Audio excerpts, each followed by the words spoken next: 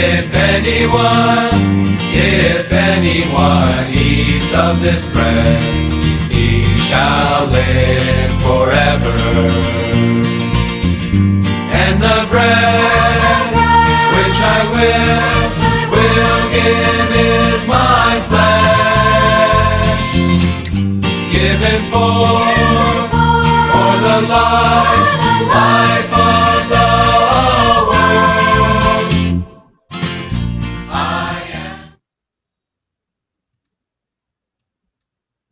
안녕하세요. LA교회 이경종 형제, 이영희 자매입니다.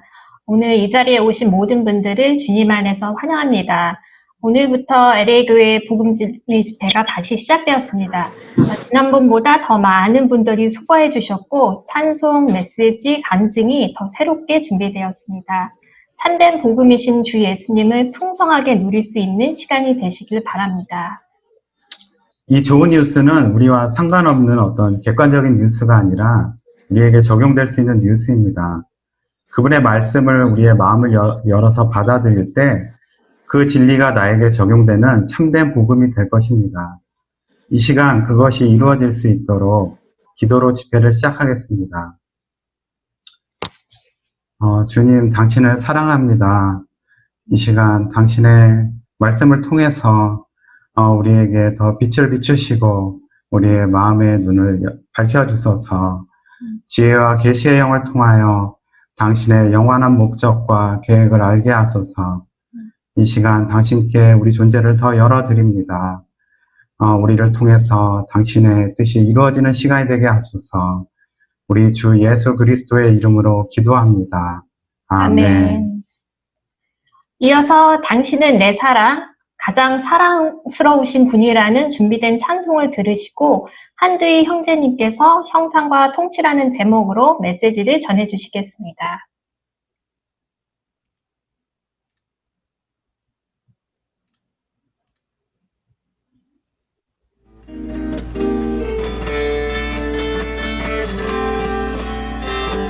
당신은 내 사랑, 가장 사랑스러운 분, 내 마음을 언제나 주님 뵙기 원해. 당신은 내 사랑, 가장 사랑스러운 분, 내 마음을 활짝 열겠네.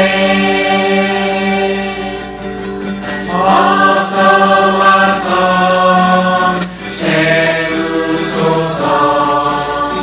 그 영으로 날 채워주소서. 어서 와서 채우소서. 당신 교양되기 원해. 어서 와서 채우소서. 나를 온전히 사로잡아 소유하소서. 어서 와서 채우소서. 넘쳐 흐르네 이기는 자들. 하나님의 표현이 되기를 원한다는 가사가 있습니다. 창세기에서 하나님께서는 사람을 그분의 형상에 따라 만드셨는데 그 목적은 사람이 하나님의 표현이 되기를 원하셨기 때문입니다. 찬송을 누리면서 그분의 생명으로 채워지고 그분의 표현이 되기 원합니다.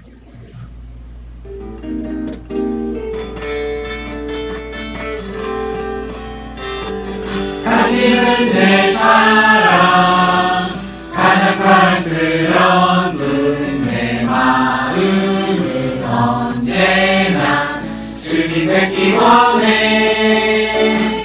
당신은 내 사랑, 가장 사랑스러운 분, 내 마음을 활짝 열겠네. 어서 와서 채우소서. 그 영으로 날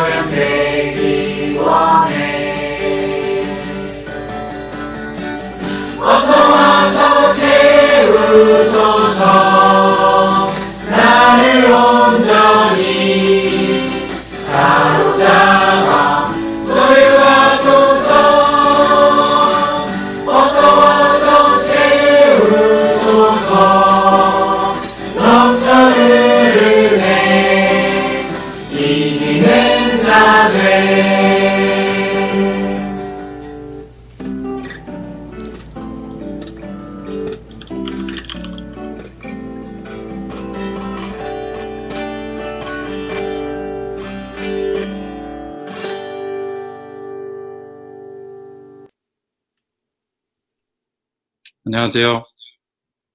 복음진리 집회에 오신 여러분 모두를 주님의 이름으로 진심으로 환영합니다.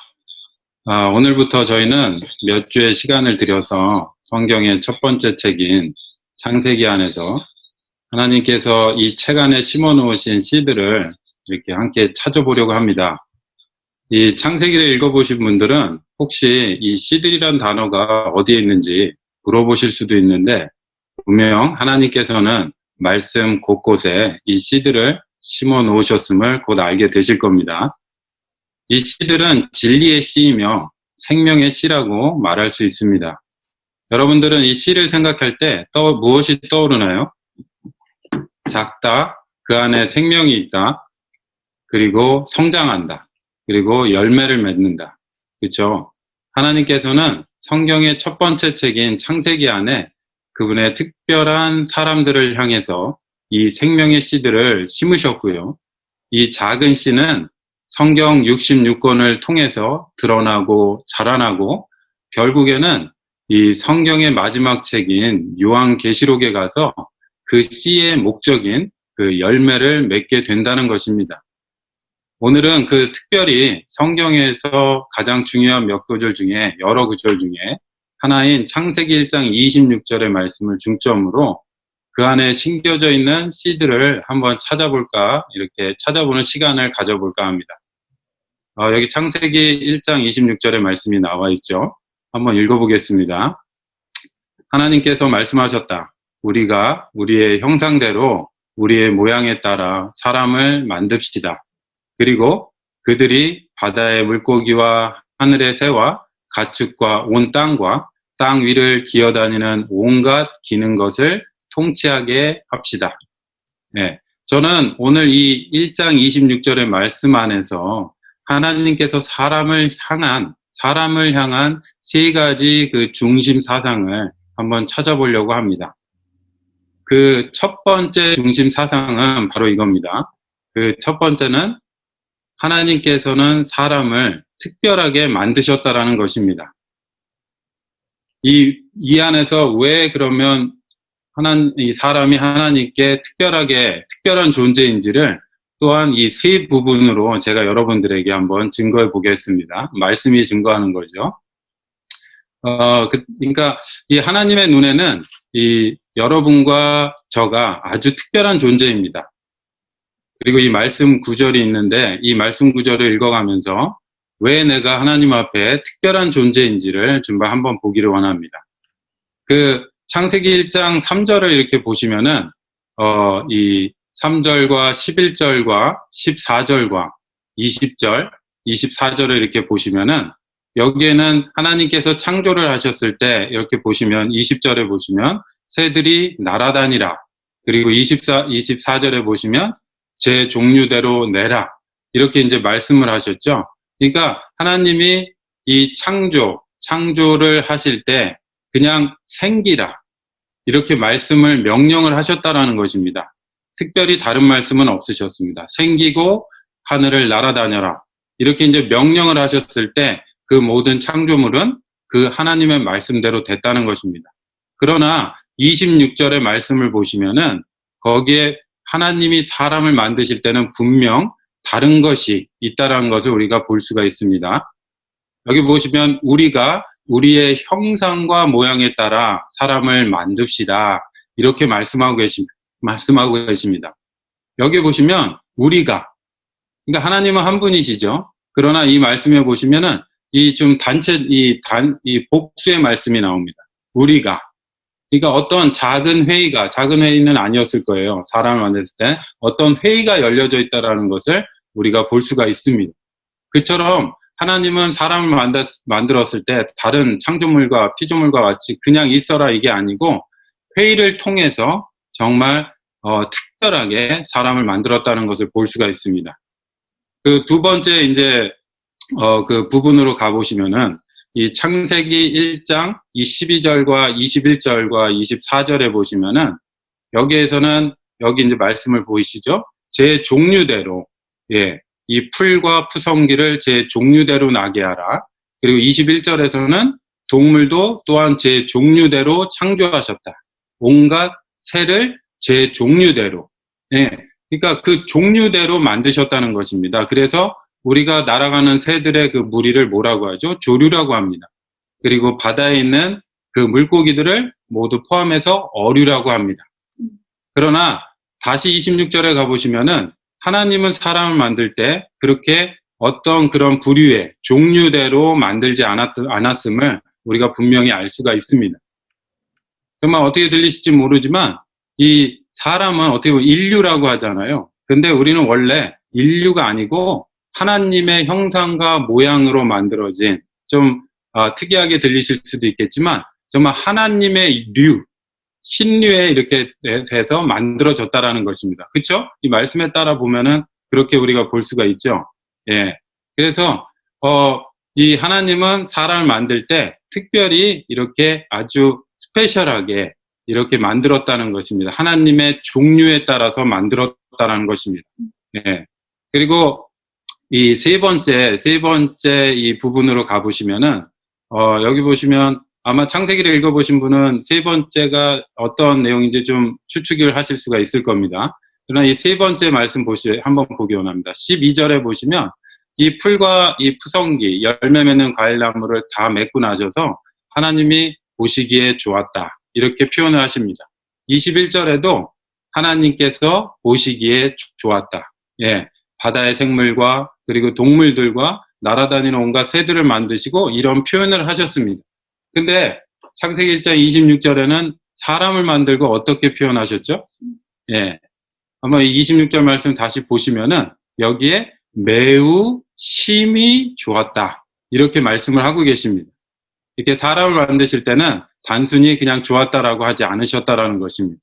이처럼 사람은 하나님에게 아주 특별한 존재입니다. 하나님에게, 그죠? 그러니까 모든 이런 말씀이 있습니다. 하늘은 땅을 위해 있습니다. 그죠? 해와 비와 모든 것이 땅을 위해서 존재합니다.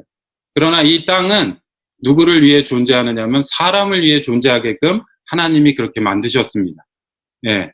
그러니까 하나님이 제일 마지막에 사람을 만드신 이유는 주인공은 제일 마지막에 나오죠. 예. 우리가 그만큼 하나님 앞에 매우 특별한 존재라는 것을 우리가 알 필요가 있고 말씀은 분명히 우리에게 말씀해 주고 계십니다.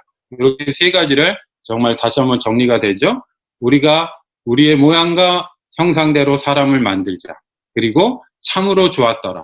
그리고 우리는 하나님의 그 종류대로 만들어진 하나님의 류에 따라서 만들어진 그런 사람이라는 것입니다. 자, 오늘 그 세 가지 중심 사상 중에서 이 두 번째 중심 사상으로 넘어가고 있는데요. 그것은 바로 형상이라는 것입니다. 1장 26절에 우리의 형상, 이런 말씀을 하셨죠. 형상과 모양대로 사람을 만들자, 이렇게 얘기하셨습니다. 그 형상, 이미지라는 것은 어떤 속부분을 얘기하는 것입니다. 이런 겉으로 드러나는 모양을 말하는 것이 아니라 이 깊은 우리의 생각과 감정과 의지, 이 겉에 이 피지컬한 부분이 아닌 더 깊은 부분을 말씀해주고 계시는 것입니다. 그러니까 하나님은 즉 사람을 만들 때 그런 속 깊은 부분을 하나님과 같게 만들었다고 우리에게 분명히 말씀해주고 계십니다.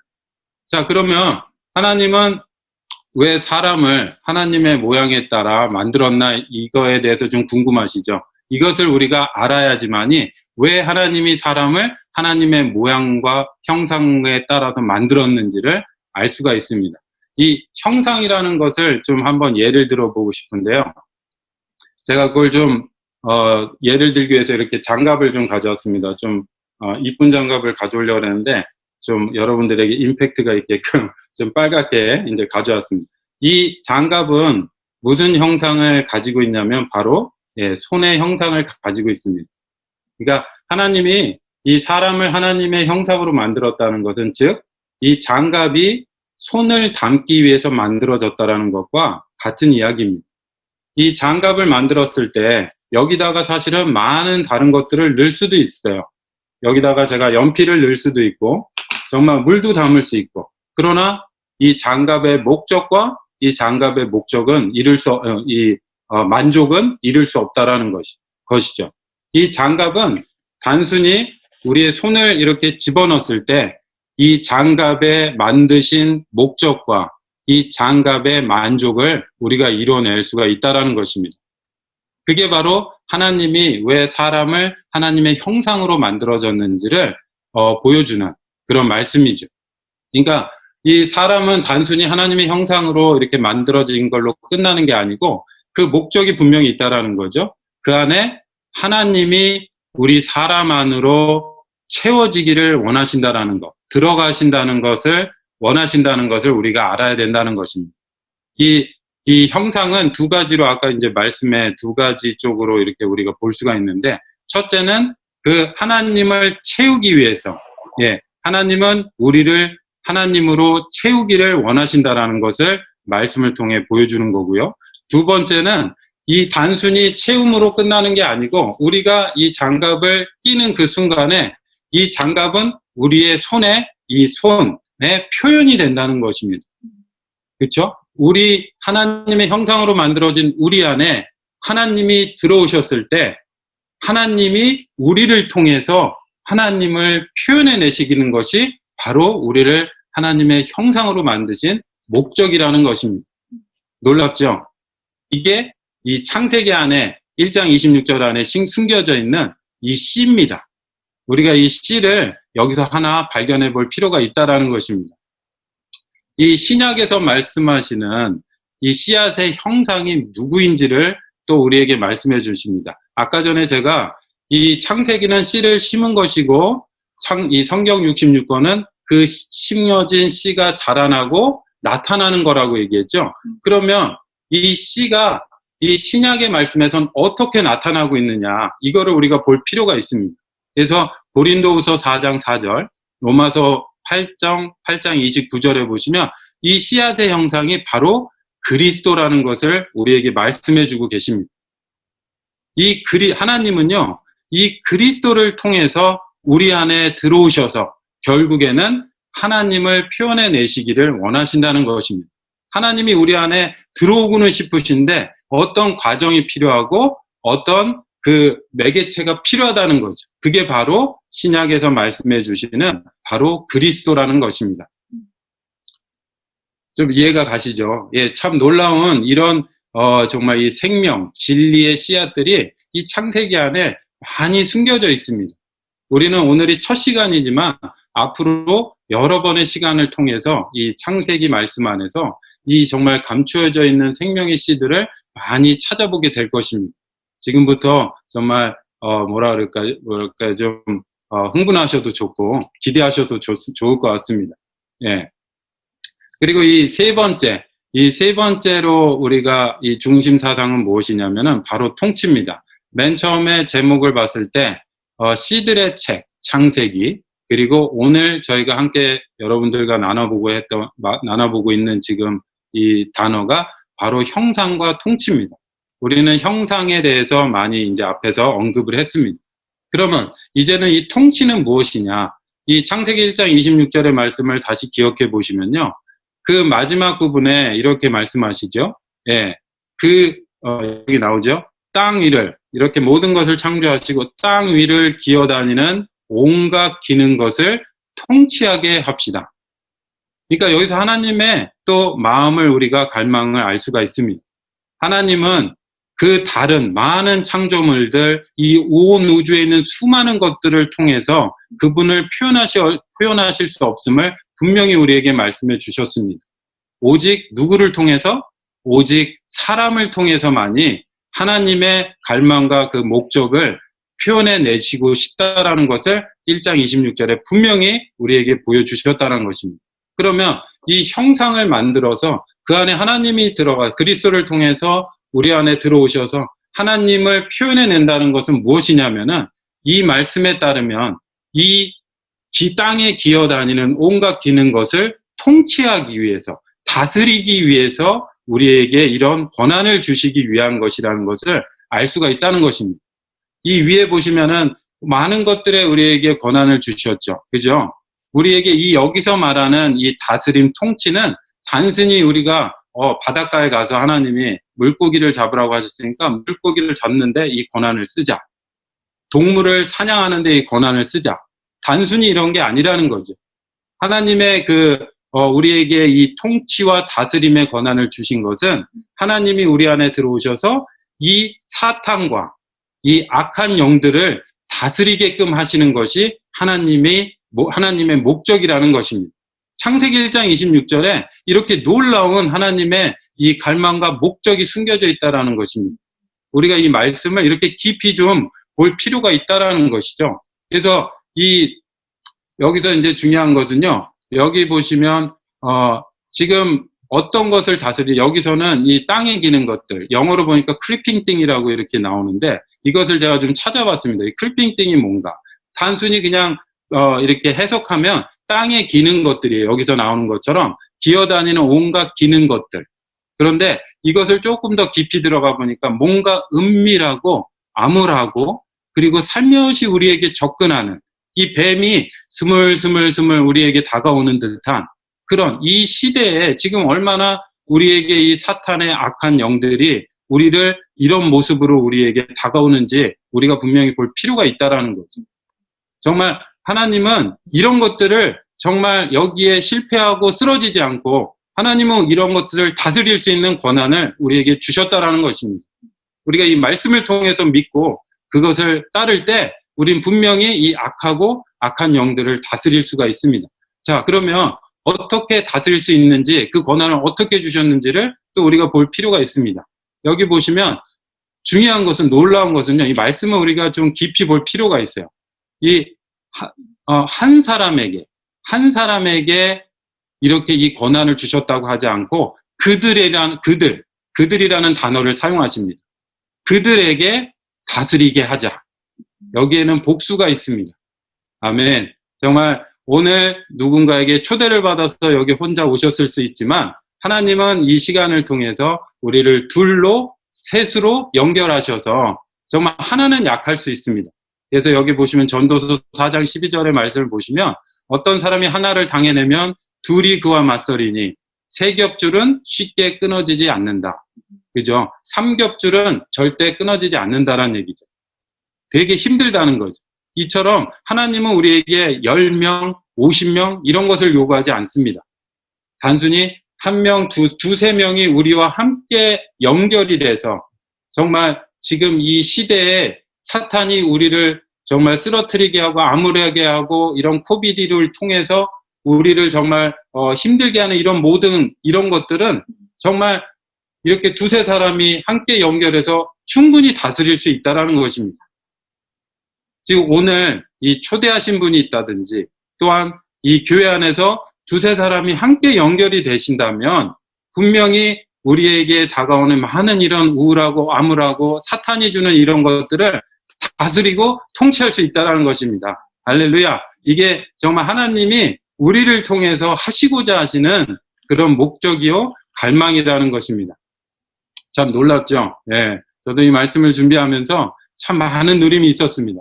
정말 오늘 새롭게 이 복음잔치에 오신 분이 계시다면 희망을 가지고 첫째, 우리는 이제 결론의 말씀입니다. 첫째, 우리는 스페셜한 사람들입니다.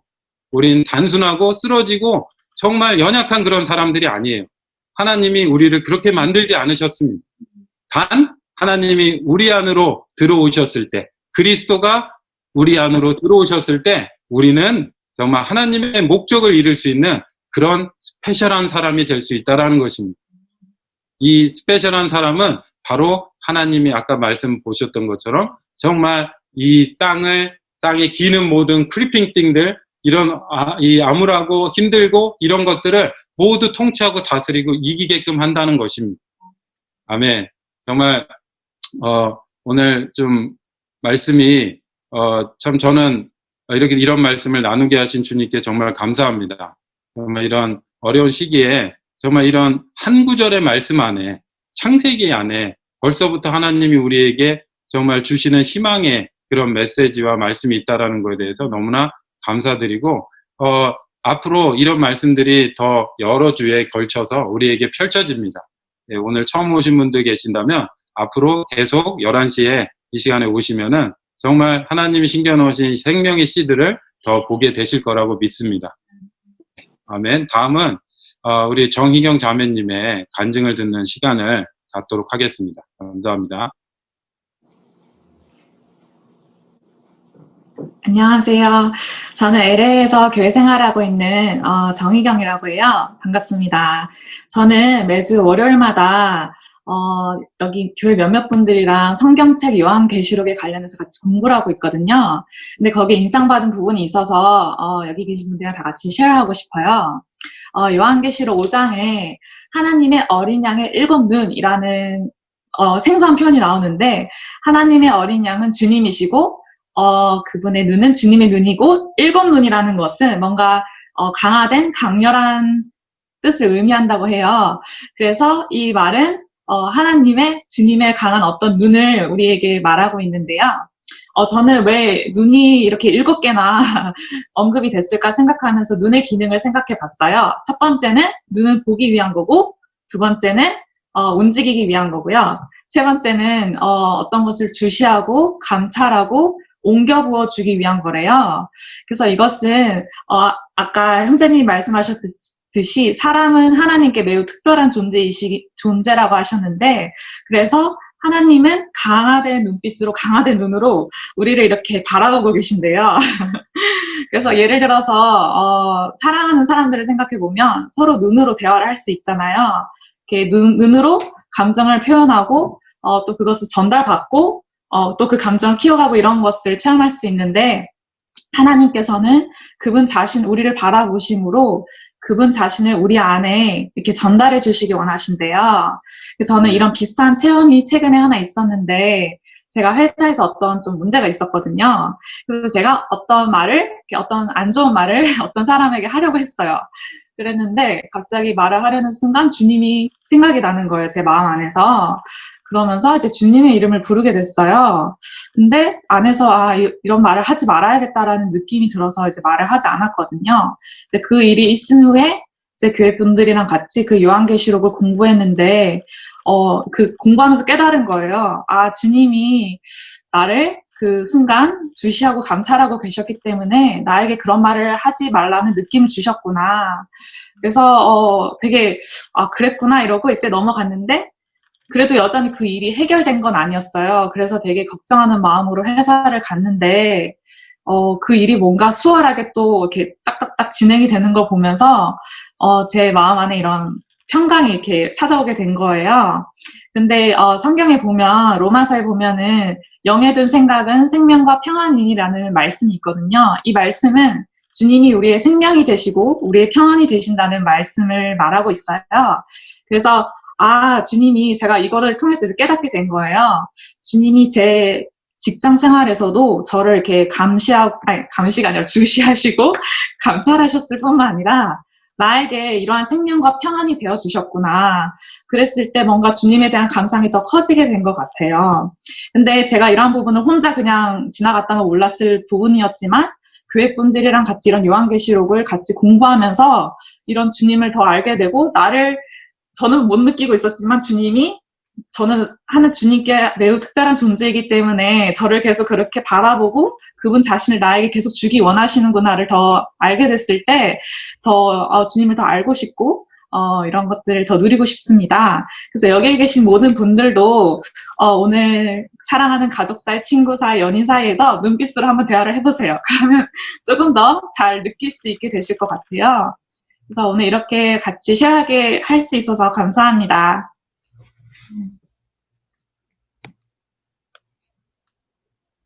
아멘. 이런 성경을 통해서 하나님이 사람을 어떻게 만드셨고 그 사람을 만드신 목적이 계시되어 있다는 사실이 정말 놀라운 것 같습니다. 하나님은 그 사람을 통해서 이 땅에서 그분의 표현과 통치를 얻길 원하시고 그것을 위해서 사람을 그 하나님의 형상과 모양으로 창조하셨습니다. 이제 그분은 그리스도를 통해서 또 사람의 내용이 되시고 그분의 목적을 성취하고 계십니다. 우리 생활 가운데서 정말 이것을 이룰 수 있도록 우리가 그분의 말씀에 정말 우리의 마음을 더 열어드리기 원합니다. 이러한 복음 집회를 통해서 우리가 그분의 말씀을 계속 듣기 원하고 여기 오신 분들이 계속 매주마다 열리는 이 복음 집회에 참가하신다면 꼭 그분의 뜻이 이루어질 거라고 믿습니다. 이 시간은 매 주일마다 오전 11시부터 11시 30분까지 줌을 통해서 있습니다. 오늘 영상은 싱투힘이라는 웹사이트에서 다시 보실 수 있습니다. 매주 많은 분들이 오셔서 복음의 말씀을 들을 수 있기를 원합니다. 예, 오늘 집회는 여기까지입니다. 집회를 마치겠습니다.